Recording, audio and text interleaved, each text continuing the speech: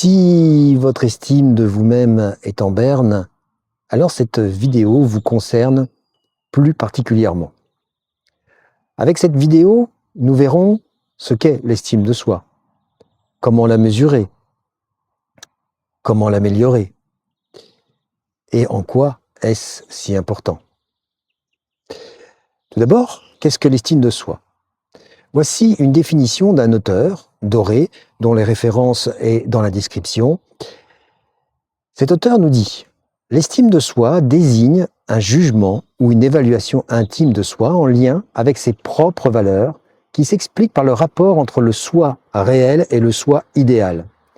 L'estime de soi est le rapport entre les réussites et les aspirations ainsi que les résultats et les échecs. Elle est considérée stable. » Il est important de s'arrêter quelques instants sur cette définition. Tout d'abord, le mot « jugement ».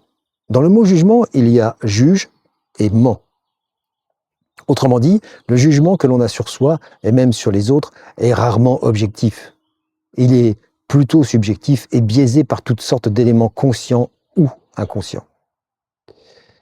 Ses propres valeurs ensuite, d'où l'importance de bien les définir, et ce n'est pas si simple, loin de là. Le soi réel et le soi idéal, ce n'est pas si facile à définir non plus. Surtout le soi réel. On évoquera davantage le soi réel perçu. En effet, si l'on nous pose cette question, quel est votre soi réel? Pouvons-nous y répondre en toute honnêteté, avec objectivité? C'est quasi impossible, car la subjectivité entre en considération.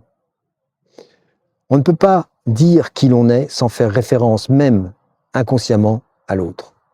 Le soi idéal n'est pas simple non plus à définir, même si les autres seraient plus prompts à nous le dire.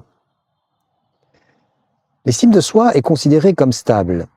Cela signifie qu'elle peut varier selon les périodes de la vie, mais elle a tendance à rester stable un certain temps.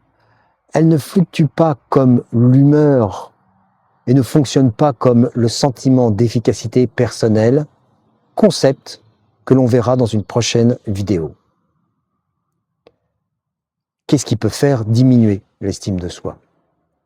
Eh bien, des événements négatifs qui nous arrivent, comme la perte d'un emploi, une rupture sentimentale, une injustice, louper un examen, être sans emploi, ne pas avoir été en capacité d'atteindre tel ou tel objectif. Que se passe-t-il lorsque l'estime de soi est plus faible? Lorsqu'une personne a une faible estime d'elle-même, elle a davantage de sensibilité aux évaluations sociales dépréciatives, au jugement des autres et au rejet social. Lorsqu'une personne a une faible estime d'elle-même, elle peut plus facilement déprimer. Elle peut avoir une vision pessimiste et une sensibilité aux émotions négatives. Elle peut avoir aussi une exigence plus faible envers elle-même, se renfermer sur elle, vivre en retrait, en marge, s'exclure socialement. A contrario, que se passe-t-il lorsqu'on a une estime de soi plus élevée? Un niveau plus élevé d'estime de soi-même fait que on dépend moins du contexte pour décider. On dépend moins de la vie des autres. On ose agir sans peur ou avec une peur moindre de l'échec. On a tendance à vivre le meilleur de ce qui arrive. On a tendance à être plus sociable, indépendant, souple et ouvert d'esprit. Comment mesure-t-on l'estime de soi? Eh bien, il existe des échelles, validées scientifiquement bien sûr, comme l'échelle de Rosenberg par exemple. C'est un test rapide qui ne comporte que 10 questions très précises. On peut passer ce test avec un psychologue qui va ensuite analyser les réponses et faire une analyse très circonstanciée avec vous. Comment favoriser l'équilibre de l'estime de soi? L'estime de soi repose sur 3 piliers. La vision de soi, la confiance en soi, l'amour de soi. Ces 3 piliers sont intimement liés. Le coefficient de corrélation entre ces 3 variables est très élevé. Si la vision que l'on a de soi n'est pas bonne, il y a peu de chances que l'on éprouve de l'amour pour soi. En fonction de la vision que l'on a de soi, la confiance en soi va fluctuer. Si l'un de ces facteurs est faible, les autres s'affaibliront de la même façon. Trouver un équilibre entre ces piliers est indispensable pour une bonne estime de soi.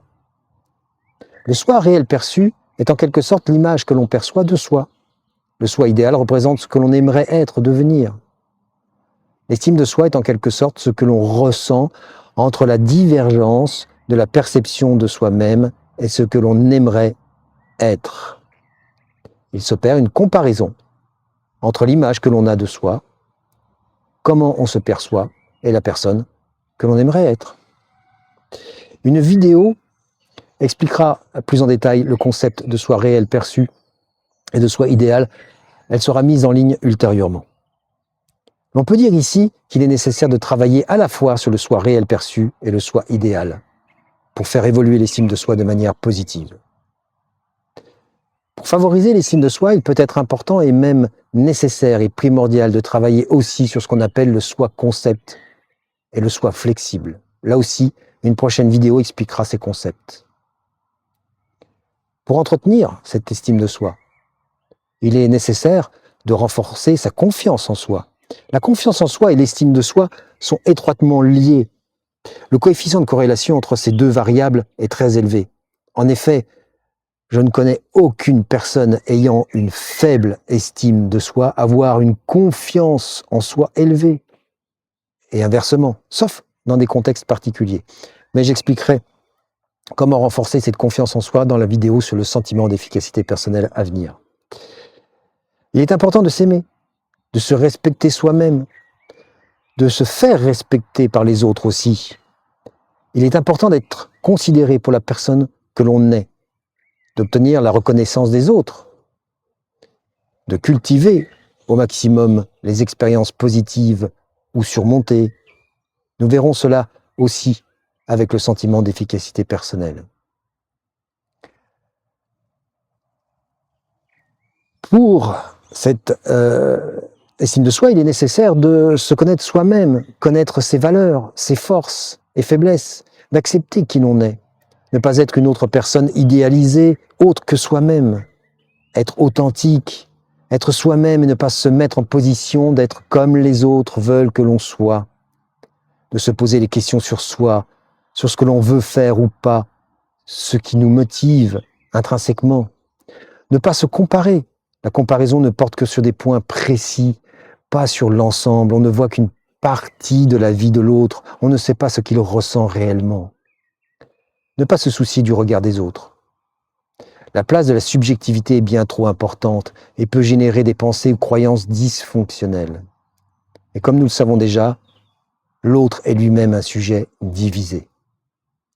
Ne pas se dévaloriser, par exemple, à la question « Quels sont vos défauts ?»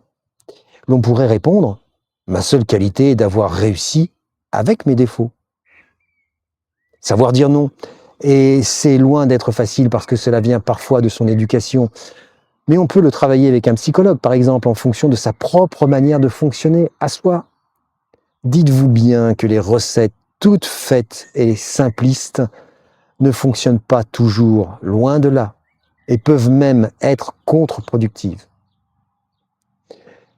Il est nécessaire de s'affirmer, oser exprimer ses opinions publiques, sans honte, défier la honte pour chasser la peur. On peut dire les choses calmement, avec fermeté si nécessaire, sans colère, en gérant le mieux possible ses émotions. De se donner le droit à l'erreur, accepter que l'on puisse se tromper. L'erreur fait avancer, on apprend de ses erreurs. De capitaliser sur ses talents naturels aussi, améliorer ses forces plutôt que dissiper ses faiblesses.